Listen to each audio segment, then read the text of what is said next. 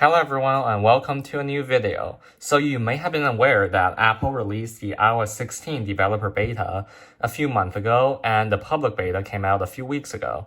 So in this video, I'll cover everything that's new in this new version of the iOS operating system, iOS 16. Let's get the video started.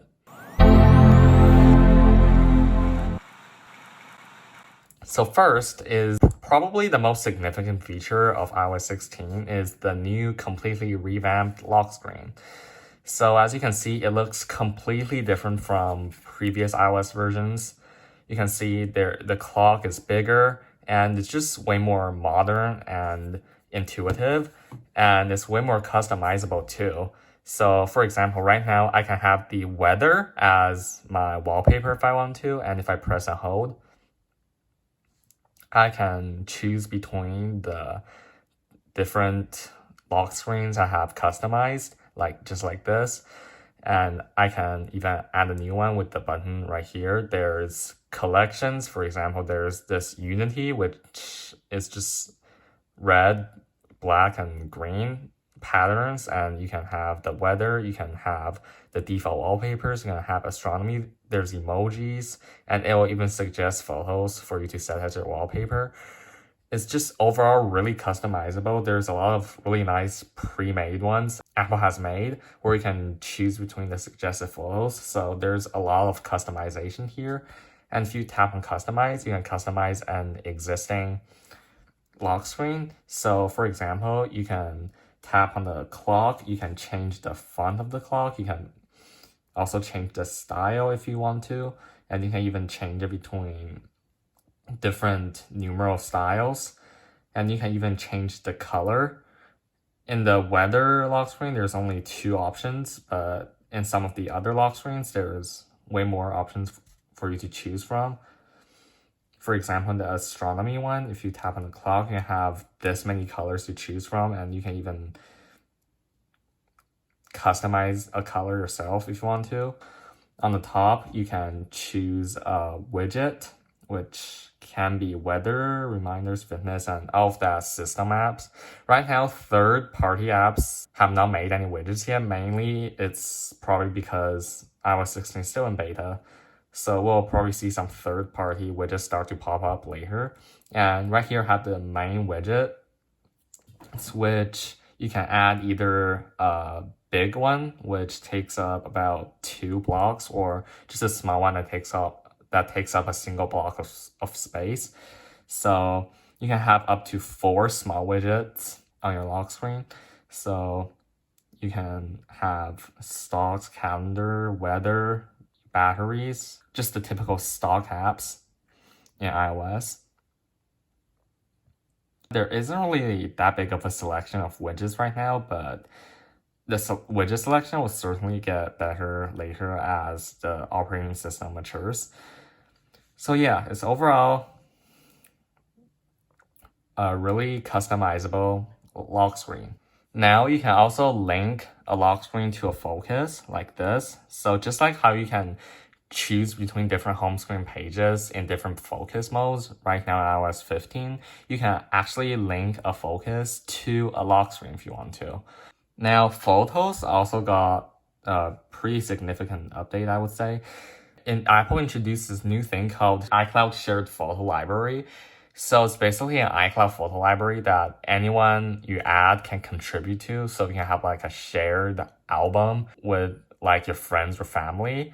Unfortunately, I don't have any iCloud storage right now, so I can't test that.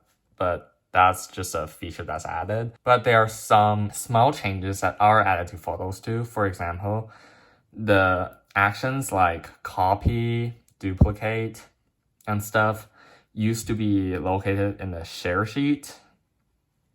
Now they moved it to this 3 dots on the top right, which I think takes up less space and is more intuitive, which is nice. You can see your copy, duplicate, hide. All of these options are now in this 3 dots, and the share sheet is now purely for sharing. Messages also got a huge update, with now the ability to edit your messages. For example, if you want to say hello and I accidentally misspelled it, I can just press and hold on it and tap on edit to correct it, which is really nice. So iMessage finally gained an edit feature, which has been available in other messaging platforms for years now, but at least they added it. They also added a unsend feature, so if I send a message that I did not intend to send, I can just press and hold on it and tap on undo send. There will still be a pop-up that says you unsent a message though. Now, SharePlay is now also available via messages, so you can like share and stream a movie with like a friend, and then you guys can just chat in iMessage live, like talk about the movie or whatever. I don't really have that many friends, so I can't really test that out, but yeah, that's also a new feature they added. Now, to make live text even better, live text now also works not only in photos, but also in videos. So for example, I have this video right here that has some text on it. And I can just stop the video and tap on this button. I can just tap to translate if it's in a foreign language. So quick action, just one tap and it does the quick action, which is really nice. Or you can just copy and paste the text directly from a video, which I think is really, really handy, especially if you're like watching a video that has a link in it or something. That just makes copying like a link or code or stuff just so much more intuitive and easier. Now, Dictation, which is Apple's voice-to-text feature, have also received a pretty big update. So now when you tap on the Dictation button right here, the interface used to take up the entire keyboard, but now the keyboard won't even be obstructed. So if you find any mistakes, you can just correct it as you speak with the keyboard.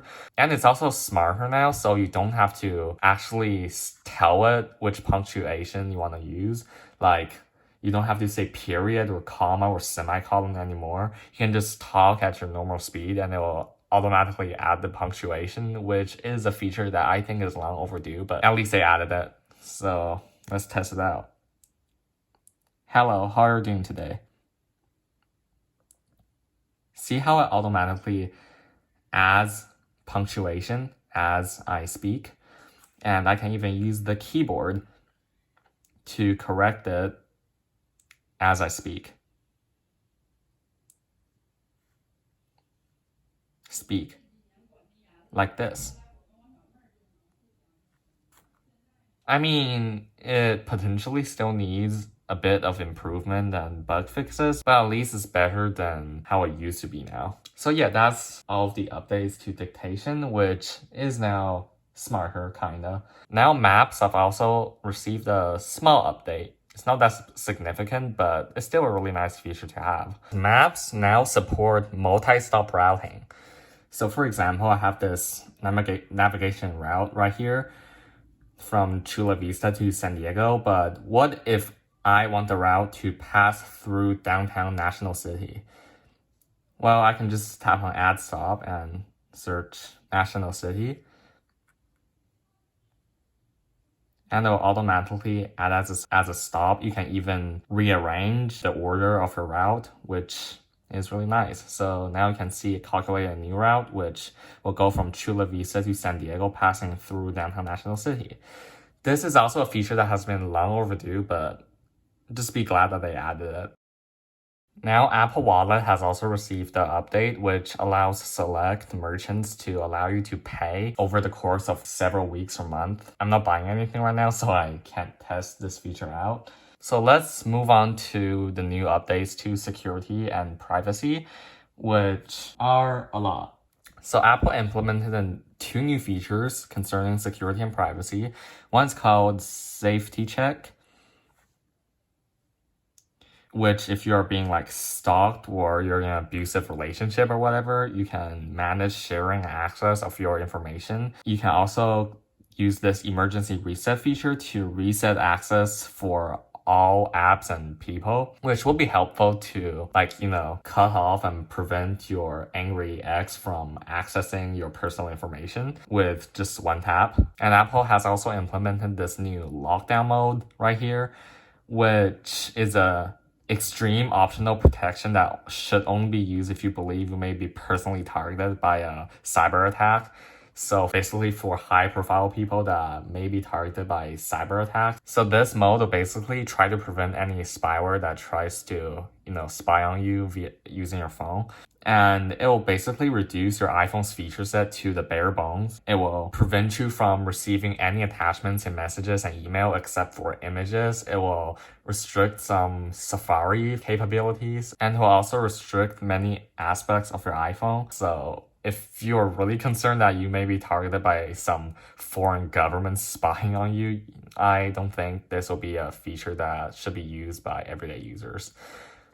Anyways, these are the updates to security and privacy in iOS 16. Now there are some other minor updates to some other apps that Apple either didn't talk about on stage or only briefly mentioned it. So first, it's the new updated weather app, which now contains more detailed information. So on the surface, it doesn't really look any different, but all of these cells, you can actually tap on them now. There's a lot of options you can choose from, and you can basically see detailed graphs of temperatures and wind and other kinds of information, which shows that they've been integrating more dark sky features into the native weather app. Dark Sky is a weather app that Apple bought a few years ago. So yes, nice to see that they're implementing those features into the stock weather app now. The built-in Translate app now has a camera feature, so just like in Google Translate, you can use the camera to translate between languages in a picture. Personally, still sticking with Google Translate. Now, the Notes app have also gained a small update. Now, quick notes are available on iPhone. Yeah. And Spotlight Search have also gained some updates. For example, now you can run quick actions, for example, start a timer directly from Spotlight Search. It doesn't work right now, but I think it'll be implemented in the final public release. And it just now shows more information when you search up something. For example, if I search, cat, it'll show me relevant stuff about cat and all sorts of apps, for example, File Safari and photos from apps. So basically catalog the search from more apps and more sources. And the Clocks app have, not really in the app itself, have received a small update concerning timers. So if you start a timer, you can actually now see how much time is left in the timer, and you can pause the timer and cancel the timer directly from the lock screen.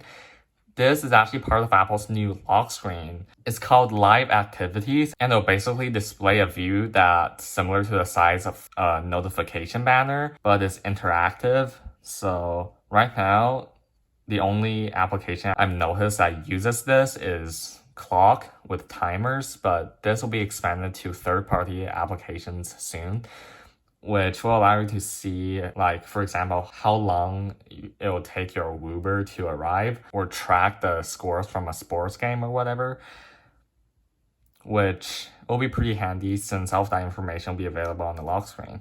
Now let's move on to some of the features that Apple didn't talk about on stage, like, at all. So now, the first hidden feature is that you can now transfer eSIMs between iPhones. So if you go to Settings, Cellular, set up eSIM, you can use a QR code, which is an option that has always been available.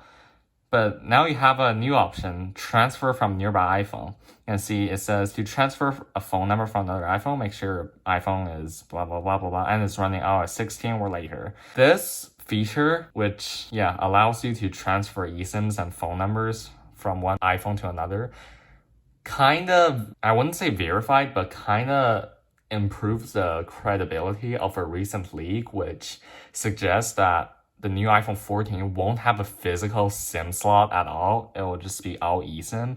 And this kind of seems to confirm that. So that's pretty interesting. Now, in the control center, you can actually tap on this on the top to see which apps used your location, microphone, or camera recently. It is available in iOS 14 and 15, but now there's this new interface for you to see it. Now another hidden feature is in sounds and haptics and in keyboard feedback. You can now turn on haptic feedback for the keyboard, which is also a feature that I think has been long overdue, but is now finally here. So now when you type, there will be a haptic feedback for each keystroke, which is a feature that has been available on Gboard for years now. So I'm glad that Apple has finally added it. Now another cool hidden feature is in Wi-Fi. So now you can tap on the eye and actually check the password for your Wi-Fi network, which is a thing that you cannot do before. You can even tap on it and copy the password if you want to, which is really nice if you want to share a password with a guest or something. Now, another new feature is that the hidden and recently deleted albums are now Face ID protected. So it will actually require you to scan your face to actually see your recently deleted images, which is really nice and is part of Apple's efforts to improve security and privacy on your iPhone. Now, another new feature is that if you apply the edits to a photo, you can actually copy and paste the edits and apply it directly to another picture. And if I want to apply this edit to another picture, I can just tap on the three dots and tap on copy edits.